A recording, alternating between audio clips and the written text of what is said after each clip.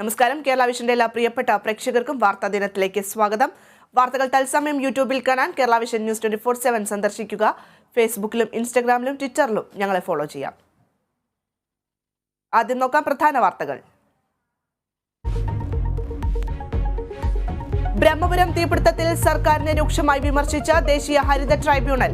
പരാജയത്തിന്റെ പൂർണ്ണ ഉത്തരവാദിത്തം സർക്കാരിന്, ഭരണനിർവഹണത്തിലും പിഴവ്, 500 കോടി പിഴ ഈടാക്കുമെന്നും സർക്കാരിന് മുന്നറിയിപ്പ്. വിമർശനം ജസ്റ്റിസ് AK ഗോയൽ അധ്യക്ഷനായ ബെഞ്ചിന്റേത്. പോപ്പുലർ ഫ്രണ്ടിനെതിരെ NIA കുറ്റപത്രം. പ്രതിപട്ടികയിൽ 59 പേർ. ഇന്ത്യയിൽ ഇസ്ലാം ഭരണമുണ്ടാക്കാൻ IS-ന്റെ പിന്തുണ തേടിയതായി പരാമർശം. കുറ്റപത്രം കേരളത്തിൽ രജിസ്റ്റർ ചെയ്ത കേസുകളിൽ. പ്രതിപക്ഷ ബഹളത്തിൽ മുങ്ങി ഇന്നും നിയമസഭ. സഭ ചേർന്നത് 9 മിനിറ്റ് മാത്രം. വാദിയെ പ്രതിയാക്കിയെന്ന പ്രതിപക്ഷം. നിയമസഭയ്ക്കകത്ത് നടന്ന ദൗർഭാഗ്യകരമായ സംഭവവുമായി ബന്ധപ്പെട്ട് വാദി പ്രതിയായി മാറിയിരിക്കുന്ന അവസ്ഥയാണ് ഇപ്പോൾ ഉണ്ടായിരിക്കുന്നത്.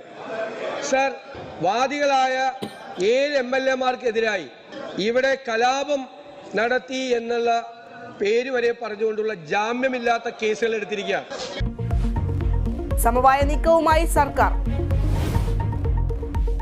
സീറോ മലബാർ സഭ ഭൂമി ഇടപാട് കേസിൽ കർദിനാൾ മാർ ജോർജ് ആലഞ്ചേരിക്ക് തിരിച്ചടി. കേസ് റദ്ദാക്കണമെന്ന ഹർജി സുപ്രീം കോടതി തള്ളി. ഹൈക്കോടതി വിധി റദ്ദാക്കണമെന്ന ആവശ്യവും അംഗീകരിച്ചില്ല. ഹൈക്കോടതി നടത്തിയ തുടർ ഉത്തരവുകളിൽ കോടതിക്ക് അതൃപ്തി. MK മുനീർ മുസ്ലിം ലീഗ് ജനറൽ സെക്രട്ടറി ആയേക്കും. PMA സലാമിനെതിരെ ഭൂരിഭാഗം ജില്ലാ കമ്മിറ്റികളും രംഗത്ത്. സാദിഖ് അലി തങ്ങളെ എതിർപ്പറിയിച്ചു. പുതിയ ഭാരവാഹികളെ നിശ്ചയിക്കാൻ മുസ്ലിം ലീഗ് സംസ്ഥാന കൗൺസിൽ യോഗം നാളെ. അദാനി രാഹുൽ വിഷയങ്ങളിൽ പാർലമെന്റ് പ്രക്ഷുബ്ധം. ഇരുസഭകളിലും ഭരണ പ്രതിപക്ഷ ബഹളം. ലോക്സഭയും രാജ്യസഭയും ഇന്നത്തേക്ക് പിരിഞ്ഞു.